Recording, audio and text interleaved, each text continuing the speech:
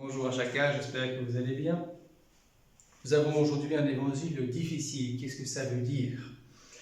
Et de fait, il n'est pas si simple. Alors, il y a d'abord la venue du règne de Dieu. Qu'est-ce que c'est que ce règne de Dieu? On se demande, mais c'est Dieu qui commence à être là, il a régné. Mais Dieu ne règne pas à la manière des puissants qui imposent au pouvoir. Dieu règne à la manière du respect humain, c'est-à-dire au rythme de l'amour. Donc c'est tout à fait différent. Le règne de Dieu, c'est d'abord ici, en fait, Jésus présent devant ses contemporains.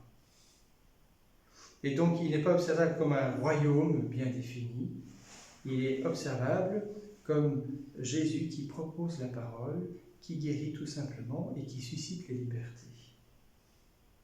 Et donc, il s'agit de le voir. Ce n'est pas quelque chose qui se force, c'est quelque chose à quoi on s'ouvre en fait. Ça, c'est la première étape. Deuxième étape, bien, Jésus va être enlevé. Le royaume de Dieu va continuer à se déployer, mais à travers les disciples de Jésus. Et on le voit dans la première lecture, à travers ce que saint Paul dit à Philémon pour Onésime. Donc, très belle lettre, je vous encourage à la lire parce qu'elle est magnifique. Paul ne force pas. Il dit, je ne veux pas te forcer, justement.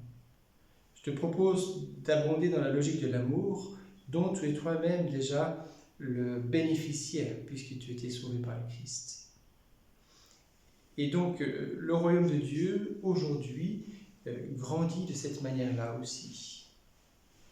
C'est pour ça qu'on aimerait bien que ce soit clair, en fait, de voir quelque chose, mais non, il faut attendre et voir comment les libertés répondent à l'amour du Seigneur. Et c'est comme ça que le royaume de Dieu grandit.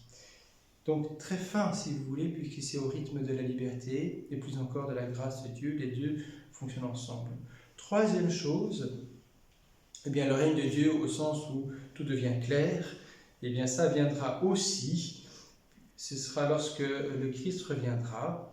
Et comment est-ce qu'il reviendra? On se dit, tiens, il faudrait aller à l'endroit. Il y a parfois certaines personnes qui pensent qu'il faudrait aller dans un coin d'Israël.